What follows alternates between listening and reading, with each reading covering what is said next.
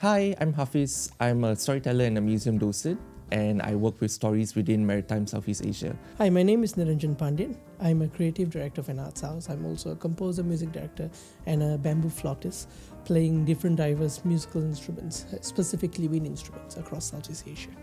Hi, I'm Kavita Tulasidas. I'm the creative director at StyleMart. I'm a fashion designer and I make clothes to make people feel good. Hi, my name is Ming. I've been a chef for a long time. I work with food and I primarily am a food storyteller. Hi, my name is Iswan Diarjo and I'm a Javanese traditional practitioner. Hello, I'm Cheryl. I'm a True Blue Peranakan. Very happy to be here and to share my culture with everybody.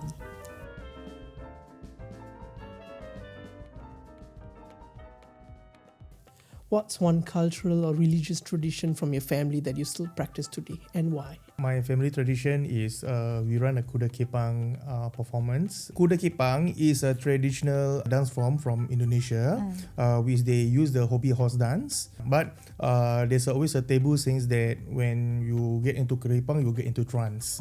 Yeah, so during the olden days, Kuda Kepang always have trance. So that's where I try to change that Kuda Kepang don't need those elements anymore, so you can just perform on the stage. So one such cultural festival is actually called Raksha Bandhan. It's actually a special relationship or a special day where the brother and sister actually honor each other. It's a simple thread. It's a thread ceremony where the sister ties like a friendship band on her brother's wrist, and he gives her money, so she gets ang pao. Oh, wow. So yeah, and I have many brothers. We are very few girls in the family, so I get lots of ang pao on that day. So it's one of my favorite festivals. Yeah.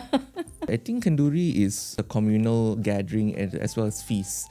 You host this for almost anything, from both sad occasions like funerals, as well as Thanksgiving, and also for protection. So let's say if you have someone who's going overseas, so you gather around and have a kanduri and a doa selamat, or like a prayer of protection for the person who's about to leave. So you can do it for almost any occasion.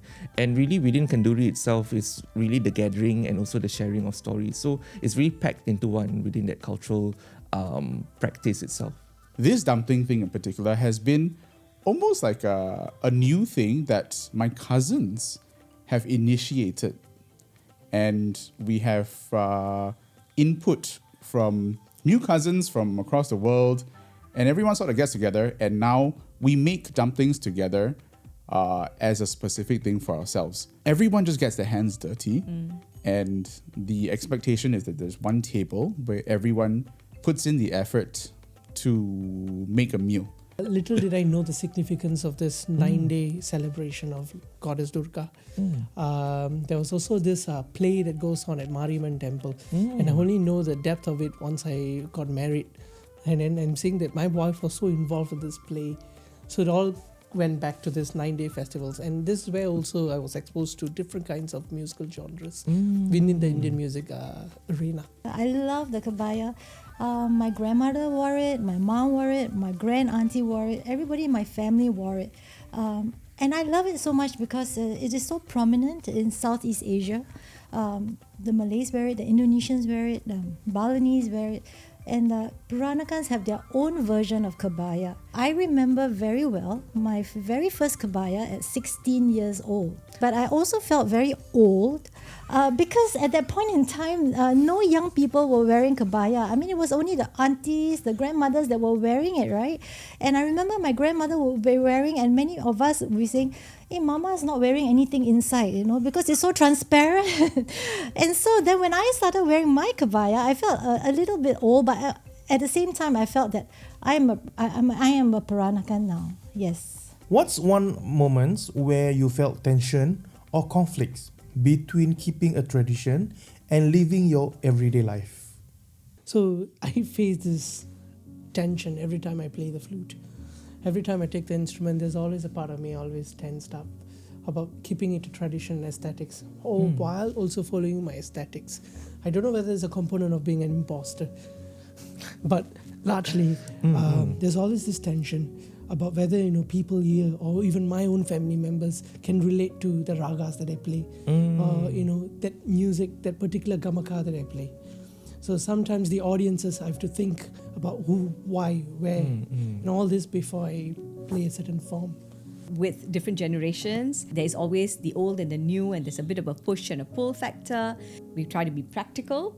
We try and we negotiate. I'm constantly negotiating in order to get a practical solution to issues that are related to standards we need to set. And so the question now of what's really important, is it about the festival as such per se, or is it about the significance of the festival, which is really the true meaning of bringing people together, bringing family together, and understanding that, I think that if you see it from a bigger context, it's not just about the ritual and the tradition itself, but about what it means. And I think that's where we take a practical stand. When I teach gamelan, sometimes some of the teachers, right, they don't understand what is gamelan. For them is this gamelan is like bit kind of like scary thing because got related with kuda kepang, with wayang kulit, the shadow puppet and everything. So you must have this offering and everything. You know, those people who do the ritual kind of thing, that is their pasal lah. You know, we don't follow them. You know? What matter most is how to sustain this art form in future. I work with stories from within maritime Southeast Asia because I feel an affinity to it, being someone from Southeast Asia with roots from Indonesia and also with Malaysia as well. But at the same time, I do realize that I'm still an outsider to these communities. So when working with traditional stories, you can't really edit too much because these also technically are not your stories, although you are from the region itself. So how do I find that balance in between? I find that ethnic Chinese hardly celebrate their culture in terms of the things they wear.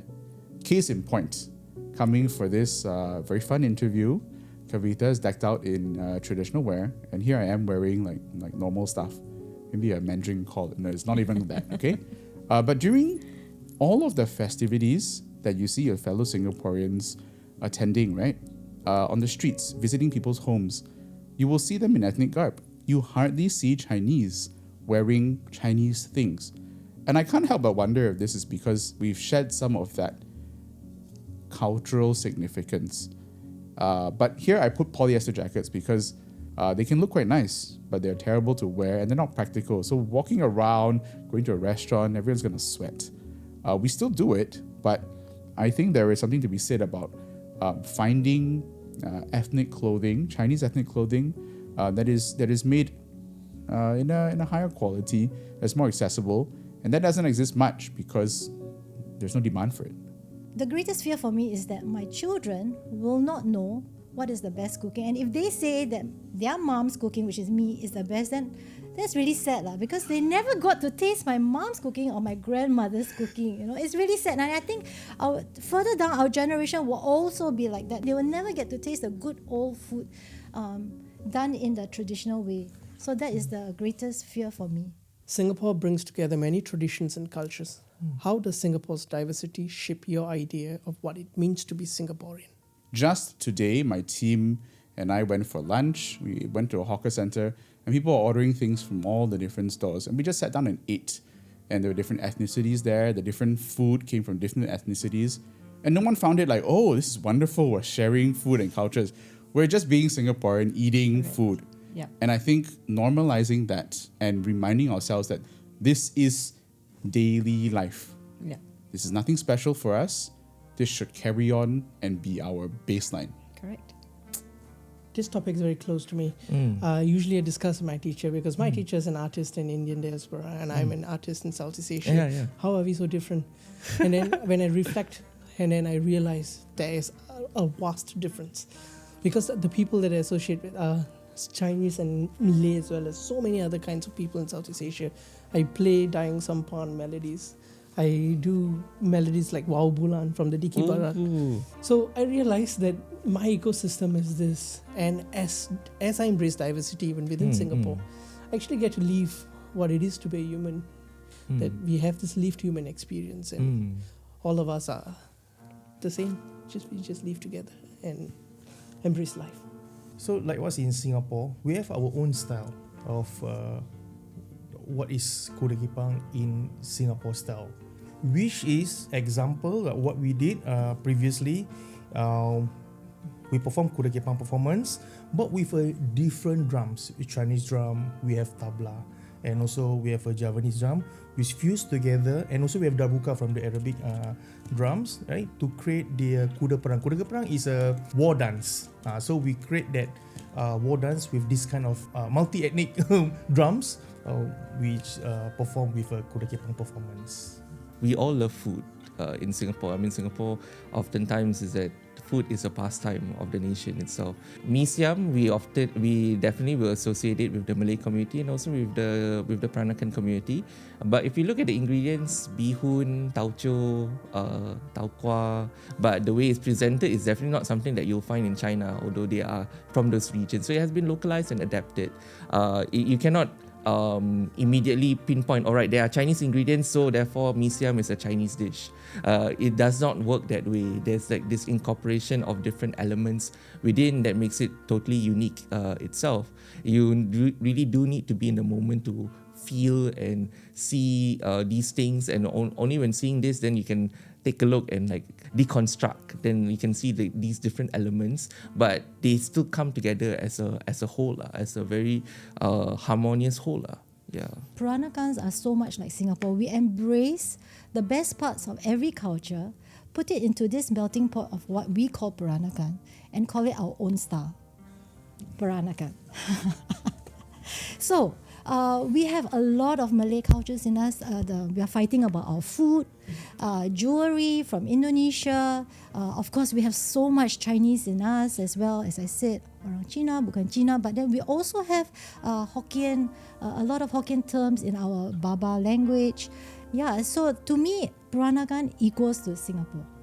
When I think of, what it means to be a Singaporean, it's us being not just as individuals that we stand in our own identity, but we have adopted each other's culture, and in that we have sort of fused and sort of morphed into a culture of our own, so like a bouquet of our own, made up of various different cultures, and it's a beautiful picture of its in its own perspective.